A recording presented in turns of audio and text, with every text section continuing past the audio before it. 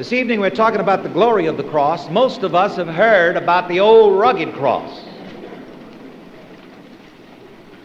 I remember when I was growing up, my mother would sing about the old rugged cross. One line says, "I will cling to the old rugged cross." And as you've heard me say before, I clung to the old rugged cross, and it kept getting more rugged every day. But then I remembered that that was not the end of that stanza. That was not the end of that sentence in the song.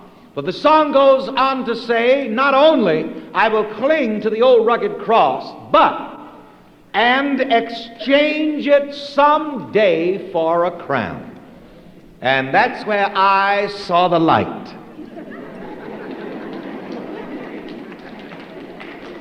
I said, aha! There is a point in my experience where I am to exchange this rugged cross, this heavy cross, this burdensome cross for a crown. It says someday, so that leaves it up to me to choose which day. And I choose this day.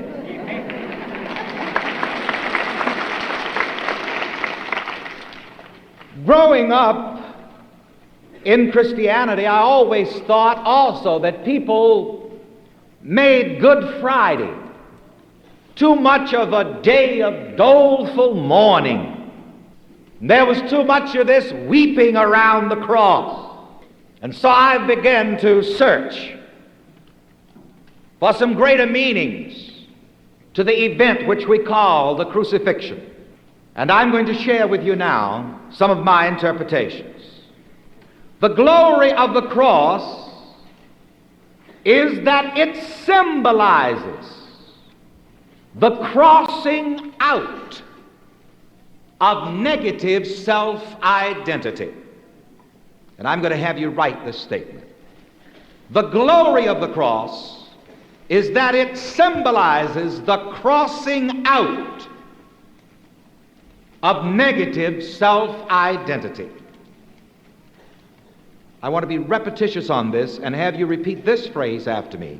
The crossing out of negative self-identity. And when we say crossing out, I'm going to have you make the sign of the cross so that you will now come to a new understanding of what it's all about. Come on. The crossing out of negative self-identity. Once again, with the sign of the cross, the phrase that I've just given you. Come on. The crossing out of negative self-identity. And here now is another statement that I wish you to write. Negative self-identity must die that we might live. You see, already you're coming to a greater understanding of the crucifixion.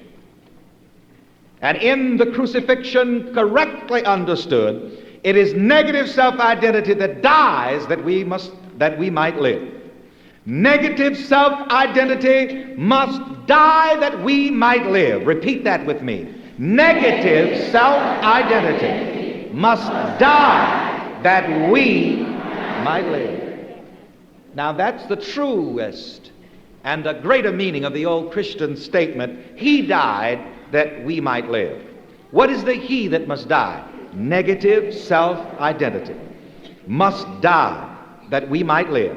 You see, a person cannot live abundantly unless negative self-identity dies. Let's take this from the point of poverty for a moment.